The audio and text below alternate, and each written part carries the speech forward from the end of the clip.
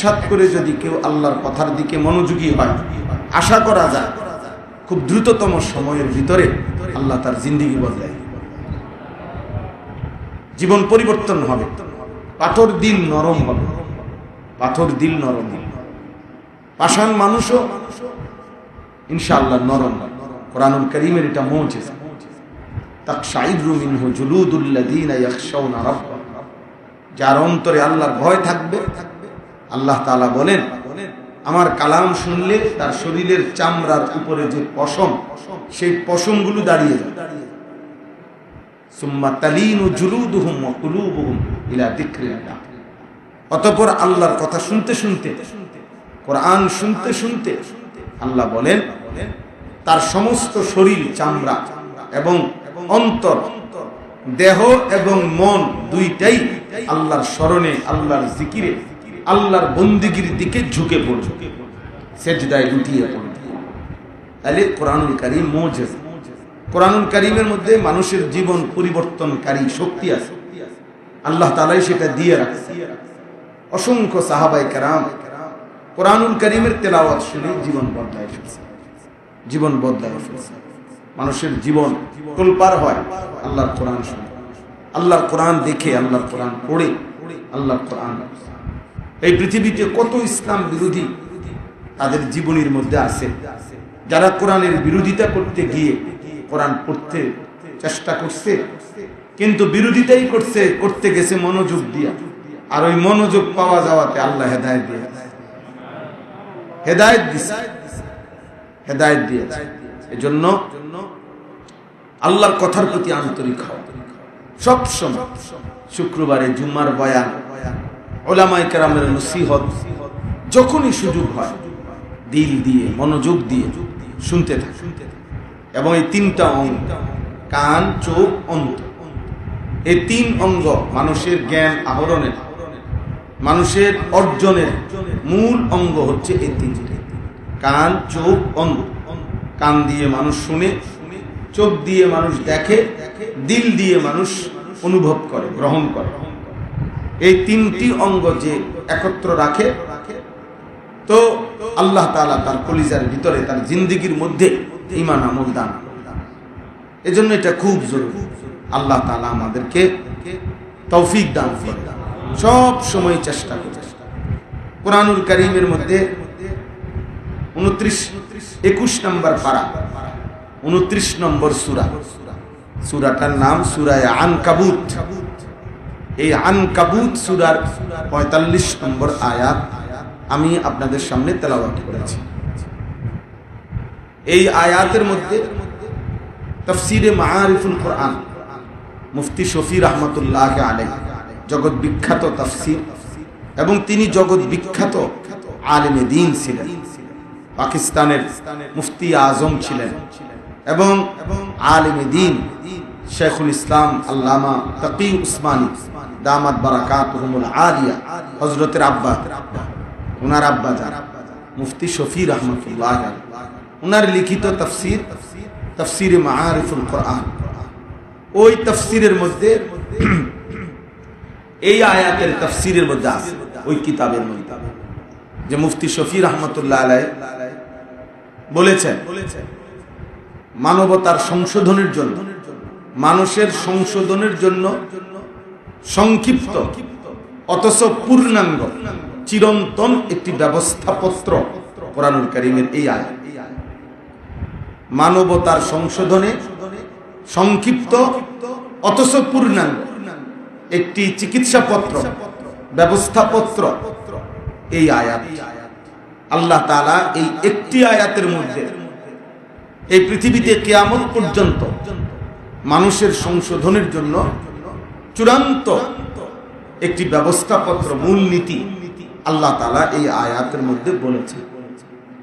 মানবতার সংশোধন, মানুষের সবচেয়ে বড় সংশোধন কি? মানুষের ইসলাহ, সংশোধনের মৌলিক বিষয় কি?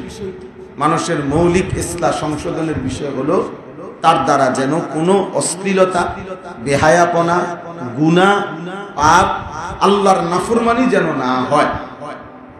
সব আঙ্গিকে তার জীবন থেকে যাবতীয় গুনাহ, আল্লাহর নাফরমানি, বেহায়াপনা, অশ্লীলতা, অসভ্যতা, নোংরামি, হারাম, নাজায়েজ, পাপ, এটার থেকে যেন একজন মানুষ বেঁচে থাকে, এটার থেকে যেন পরিত্রাণ পায়, এটাই হলো তার বড় ইসলাম।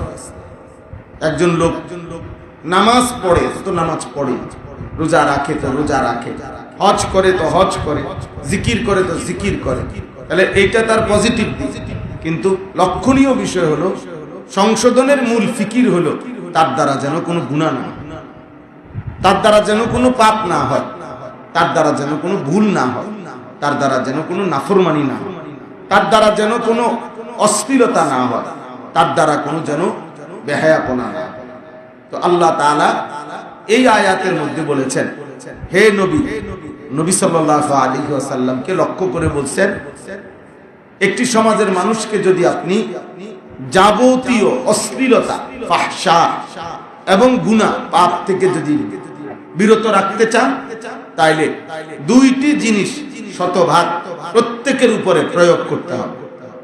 দুই জিনিসে প্রত্যেকেই সমানভাবে অভ্যস্ত থাকতে হবে। দুইটা আমল, এই দুইটি আমল শতভাগ ইমানদারের জীবনে আপনি নিশ্চিত করেন তো শতভাগ ইমানদার। আল্লাহ তাআলা বলেন সমস্ত অশ্লীলতা এবং গুনাহ পাপ থেকে বিরত থাকে, বিরত থাকে। তা আল্লাহ তাআলা বলেন এই দুইটি আমল আপনি প্রত্যেক ইমানদারের মধ্যে প্রয়োগ করেন শতভাগ। এই দুইটি আমল কি?